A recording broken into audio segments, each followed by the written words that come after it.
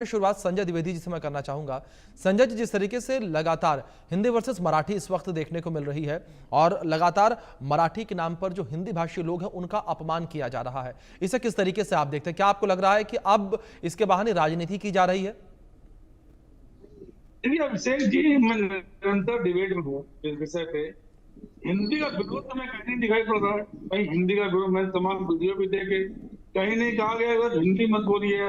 अभी जी आपने अजीत दादा पवार का भी सुनाया, उन्होंने भी कहा मराठी बोलिए। एक नाथ शिंदे सुन लीजिए, वो भी कह रहे हैं मराठी बोलिए। जी मनसे भी कह रही मराठी बोलिए, कांग्रेस भी कह रही मराठी बोलिए, और शिवसेना उद्धव ठाकरे भी कह रहे हैं मराठी बोलिए। मराठी बोलने बोलने के लिए कहा जा रहा है, लेकिन हिंदी का विरोध हो रहा है। जो बराबर न्यूज चल रही है, उत्तर भारतीयों का विरोध हो रहा है, ये मेरी समझ अभी तक नहीं आया। अगर वहाँ गुंडागर्दी हो रही है तो गुंडागर्दी कौन किसे रोकनी चाहिए? गुंडागर्दी रोकने के लिए सरकार बनाई जाती है, पुलिस बनाई जाती है। क्या ये बैठ के तमाशा देख रहे हैं? क्यों तमाशा देख रहे हैं? क्या इससे ऐसा नहीं लगता है कि भारतीय जनता पार्टी कार्यकर्ता भी हिंदी मराठी बुलवाने के लिए पैतरे इस्तेमाल कर रहे हैं? वो भी मारपीट करने में कानू है, इसलिए पुलिस को पकड़ नहीं रही है। अगर मनसे ही सिर्फ मारपीट कर रही होती तो क्या मनसे को गिरफ्तार करने का अधिकार एक ना सरकार में नहीं है या पुलिस में नहीं है? लेकिन ये छूट देना सरकार को, इससे तो यही चीज होता है कि जी सरकार खुद गुंडागर्दी करवा रही है। मैं ऐसी गुंडागर्दी का भर्त्सना करता हूँ, विरोध करता हूँ। जी निश्चित, चाहे चुनाव हो चाहे कुछ भी हो, जी चुनाव के लेके इस तरह की जो चीजें फैलाई जा रही है भारतीय जनता पार्टी द्वारा, जी ये गलत है। जी ये इस तरह की बातचीत नहीं होनी चाहिए। भारतीय जनता पार्टी हमेशा नकारात्मक विचार करती है, नफरत फैलाती है। जिन चीजों के बाद वो जीतना चाहती है, लेकिन मैं उनसे कह रहा हूँ नकारात्मक फैलाए, नफरत न फैलाए, इस तरह की चीजें ना फैलाए। वो अगर उन्हें चुनाव जीतना है तो उत्तर भारतीय और मराठी, हिंदी मराठी का जुमला ना इस्तेमाल करें। ठीक है, वो ये ना कहें साहब हिंदी का विरोध किया जा रहा है, हिंदी का विरोध उठाकर हिंदी नहीं बोलते ठीक हैं है, क्या? ठीक है सर। एक मतलब ना संजय जी, आपका कहना यही कि सत्ताधारी पक्ष यानी कि बीजेपी जो है वो लगातार ये विरोध फैला रही है, लेकिन बीजेपी का कहना कुछ और है। उस पर मैं आपसे आगे जवाब लूंगा, लेकिन इस बीच हमारे साथ दो खास मेहमान और जुड़े हुए हैं, उनका भी एक एक रिएक्शन में ले लूं। संजय जी, मैं सबसे पहले आपके पास आऊंगा। जो महाराष्ट्र में इस वक्त हिंदी वर्सेस मराठी देखने को मिल रही है, संजय जी, आप इसकी जड़ कहां देखते हैं? आपको क्या लगता है कि इसकी मुख्य वजह क्या?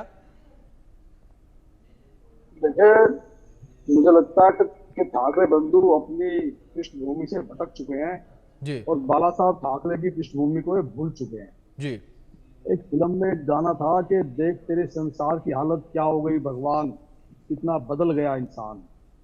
आज इन ठाकरे बंधुओं को देख करके मैं कह सकता हूँ कि ये ठाकरे बंधु बाला साहब की राह से बिल्कुल भटक चुके हैं और मारपीट और दंगे जिस तरह से कर रहे हैं, ये आने वाले चुनावों में देश की जनता, महाराष्ट्र की जनता, मराठी मानुस इन्हें बताएगा कि कितना इन्होंने गैर जिम्मेदाराना काम किया है।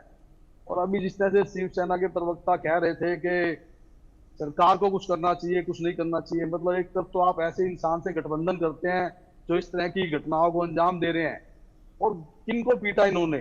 इन्होंने उन गरीबों को पीटा है, उन लोगों को पीटा है जो दूसरे स्टेट से आकर के इस स्टेट में रह रहे हैं। जी मतलब कई बार ऐसा होता है कि जिस तरह की पिटाई और जिस तरह का काम ये करते हैं, उसके खिलाफ जाकर के थाने में रिपोर्ट कराने में भी एक आम आदमी ये सोचता है कि मैं थाने में जाऊं या ना जाऊं, क्योंकि मारपीट करने के बाद उन्होंने तो महाराष्ट्र में रहना है ना, जी मुंबई जी में रहना है, मुंबई में अपना काम करना है। वो अपने किसी स्टेट से अपने घर को चलाने के लिए, अपने परिवार को चलाने के लिए महाराष्ट्र में आए, मुंबई में आए, मगर यहाँ पर आकर के इस तरह की गुंडागर्दी करके उनको पीटना, उनको अपमानित करना, हिंदी के खिलाफ बोलना, और फिर यहाँ बैठ करके हमारा साथी ये बोले कि पुलिस में जाएं, थाने में जाएं, सरकार कार्रवाई करे। ये दोहरा चित्र नहीं होना चाहिए। ऐसे लोगों से गठबंधन करने की बजाय ऐसे लोगों से किनारा किया जाता है। जिस तरह से मैंने शिवसेना के जी राष्ट्रीय प्रवक्ता के पद से 6 साल तक प्रवक्ता रहने के बाद इनकी इसी पृष्ठभूमि को देखते हुए, इनके इसी व्यक्तित्व और चित्त को देखते हुए त्याग पत्र दिया। जी तो ठीक है जी ठीक इसी तरह से ठाकरे परिवार को भी, संजय राउत जी को भी और उद्धव जी को भी राज ठाकरे जी के साथ गठबंधन करने की बजाय इनसे किनारा करने की जरूरत है, ना कि इनके साथ गठबंधन करके इनके गलत कामों में इनका साथ देना है। जी ठीक है संजय जी। हमारे साथ एक और खास मेहमान जुड़े हुए हैं, उनका रुख करूंगा मैं। सर, जिस तरीके से इस पूरे सिनेरियो को हम देखें, यहाँ पर सबसे गौर करने वाली बात यह भी है कि सत्ता पक्ष का भी ढीला रवैया लगातार देखने को मिल रहा है। आप किस तरीके से देख रहे हैं? कि आपको भी लगता है कि सत्ता पक्ष भी डरा हुआ है कि अगर वो इस पूरे मामले को लेकर कड़ा एक्शन लेता है तो उसका रिएक्शन जो है वोट बैंक पर देखने को मिलेगा?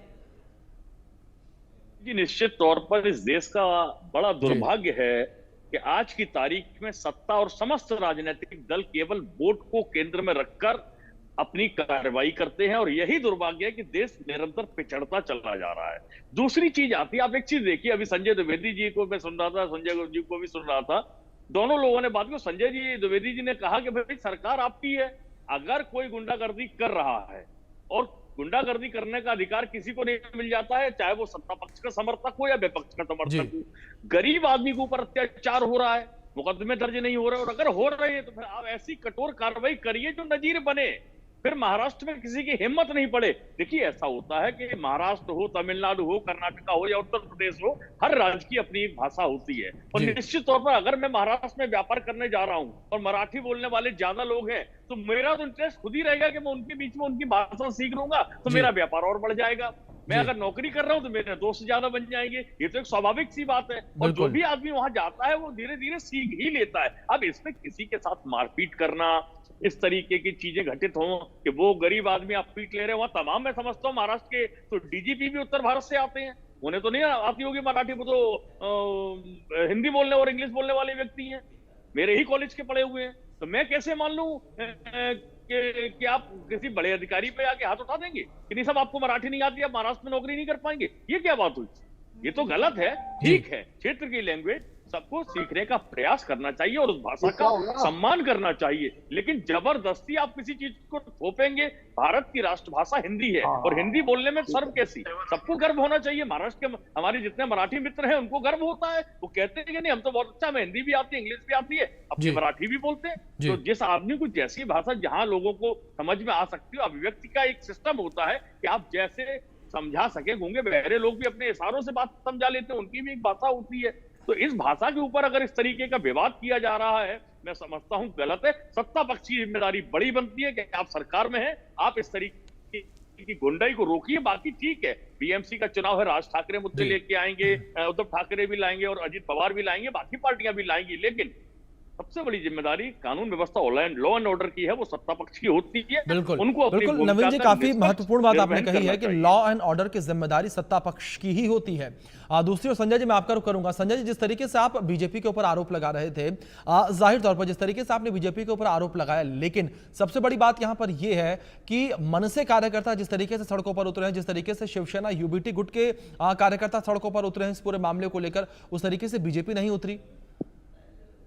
देखिए अभिषेक जी, मैंने पहले भी आपसे कहा, राज ठाकरे इससे पहले भाजपा के साथ में थे जी। मैं आपका लोकसभा चुनाव में उनका पूरा साथ दिया, उस समय में इस तरह हरकतें